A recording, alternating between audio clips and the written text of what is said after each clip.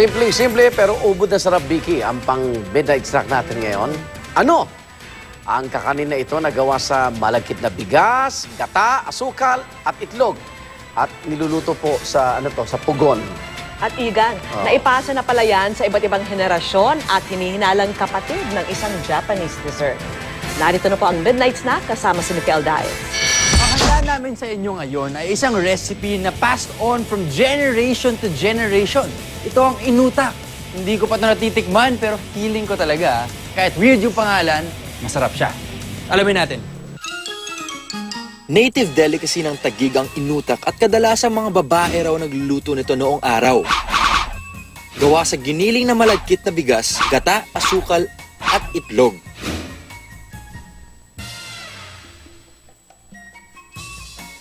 Papasok sa oven at ayan. Simple lang, di ba? Meron na kayong inutak. Inutak ang ipinangalan dito dahil habang niluluto ito sa oven, bumubula ang topping at nagmumukha raw utak. Mukha siyang isa sa mga paborito ko yung cassava. Hindi ba? Tingnan nyo naman, oh. Parang cassava na leche flan. At subukan na natin. Wow! Nakakagulat. Napapawawa ko siya. Nagugulat ako. Kung makababaihan daw ang nagluluto ng inutak sa Taguig, sa angkan naman ng mga Thailand, si Tatay Ernesto ang pasimuno ng recipe na ito. Nung maliliit kami, tinry niyang magluto. Tinuturo niya sa amin habang talagang yung sister ko ang mahilig magluto doon. Tapos ginawa din niyang business. Kaya lang nag-migrate na nga siya sa Canada. So ako naman nag-aral, magluto ng inutak.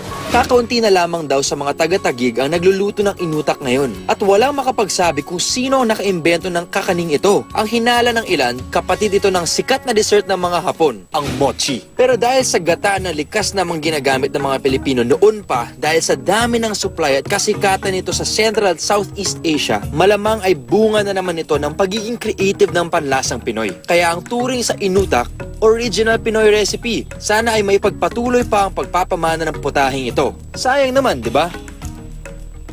Sabi ko sa inyo, kahit hindi ka nais-nais yung pangalan, minsan yun pa ang pinakamasarap na pagkain. Ako po si Mikel Daez and this is Midnight Snack. Enjoy ba? Sarap na.